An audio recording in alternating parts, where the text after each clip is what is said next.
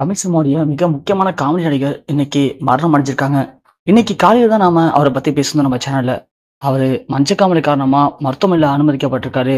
ரொம்ப ரொம்ப ஆபத்தான நிலைமையில இருக்காரு அப்படின்னு இன்னைக்கு காலையில நாம அவரை பத்தி பேசியிருந்தோம்.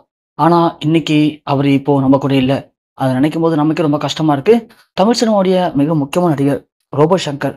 இவரு ஆரம்பத்துல முதல்ல மிமிக்ரி ஆர்டிஸ்டா தான் இருந்திருக்காரு.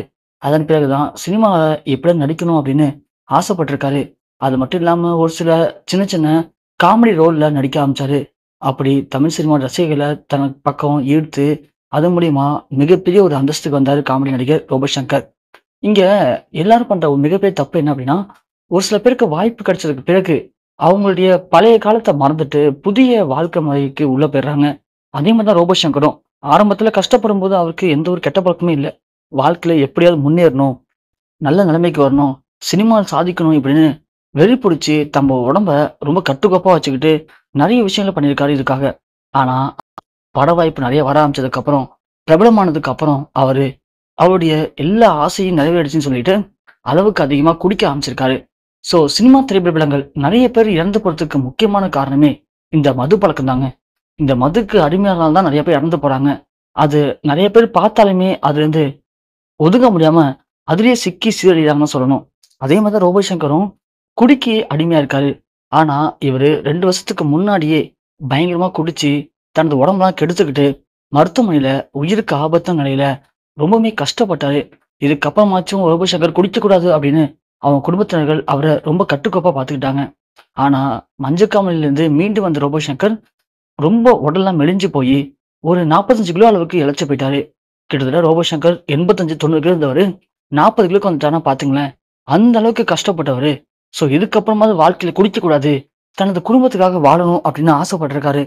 அதன் பிறகு கூட ஒரு சில படங்கள்ல இப்போ கமிட் ஆகி நடிச்சுட்டு வந்திருக்காரு. ஆனா, திரும்பவும் அந்த பழக்கவழக்கம் அப்படிங்கிறது தனது நண்பர்கள் மூலியமா அவருக்கு திரும்பவும் குடிக்கக்கூடிய அந்த சூழ்நிலை ஏற்பட்டிருக்கு. ரோபோ சங்கர் தனது குடும்பத்த எண்ணியாச்சும், தனது உடல்நிலை எண்ணியாச்சும் குடிக்காம இருந்திருக்கலாம். ஆனா, ரோபோ சங்கர் அத விடல. அவரால விடவும் முடியல. குடும்பத்துக்கு தெரியாமலேயே குடிக்க ஆரம்பிச்சிருக்காரு. அப்படி திரும்பவும் குடிக்க ஆரம்பிச்சதுனால, அவருக்கு மீண்டும் மஞ்சக்காமலை உடம்புல பரவ ஆரம்பிச்சிருக்கு. அது ரோபோ சங்கருக்கு தெரியவும் இல்ல.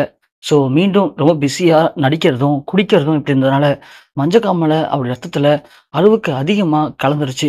ஒரு கட்டத்துக்கு மேல அவராலயே கண்ட்ரோல் பண்ண முடியாம, வாந்தி, மயக்கம், அவருடைய நிலத்தடுமாறி கீழ விழுந்து அடிபட்டு, ஒரு ஆபத்தான நிலைமையில தான் கொண்டு போய் மருத்துவமனையில அனுமதிக்கப்பட்டாங்க.